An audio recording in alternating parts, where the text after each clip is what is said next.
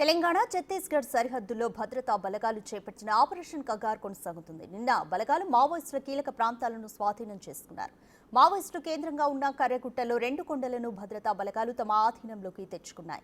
కర్రెగుట్టలో మావోయిస్టులు స్థావరాలుగా చేసుకుని మకాం వేసిన దోబే కొండలపై వైమానిక దళ హెలికాప్టర్ల సాయంతో బలగాలను దించారు. అంతకుముందు నీలం సరాయ్ కొండను భద్రతా బలగాలు స్వాధీనం చేసుకున్నాయి.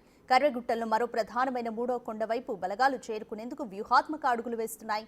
కర్రెగుట్టలపై జవాన్లు జాతీయ జెండాను ఎగురవేశారు. ఈ దృశ్యాలు సోషల్ మీడియాలో వైరల్ అవుతున్నాయి. కొండల్లో మావోయిస్టులు ఏర్పాటు చేసిన 150కు పైగా ఐఈడీలను భద్రతా బలగాలు ఇప్పటి వరకు నిర్వీర్యం చేశాయి.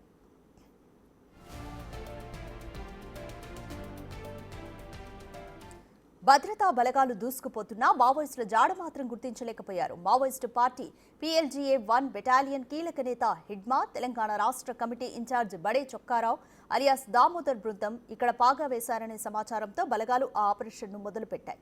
ఈ బృందాల కోసం నలువైపుల నుంచి 24,000 మంది కూంబింగ్ చేస్తున్నారు. కానీ మావోయిస్టుల జాడ మాత్రం దొరకలేదు. బలగాల అడుగులను మావోయిస్టులు ముందుగానే పసిగట్టి రహస్య స్థావరాలకు వెళ్లిపోయారా, కేంద్రం దృష్టిని మరల్చి కర్రెగుట్టలను వీడి మరో ప్రాంతానికి మకాం మార్చారా అనేది తెలియడం లేదు.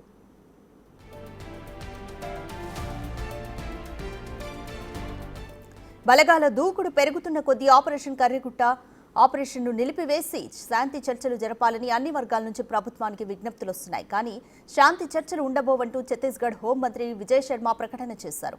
మావోయిస్టులు లొంగిపోవాలని మరోమారు ఆయన విజ్ఞప్తి చేశారు. బస్తర్లో హింసాత్మక ఘటనలు జరిగినప్పుడు శాంతి కమిటీలు ఎక్కడున్నాయని ఆయన ప్రశ్నించారు.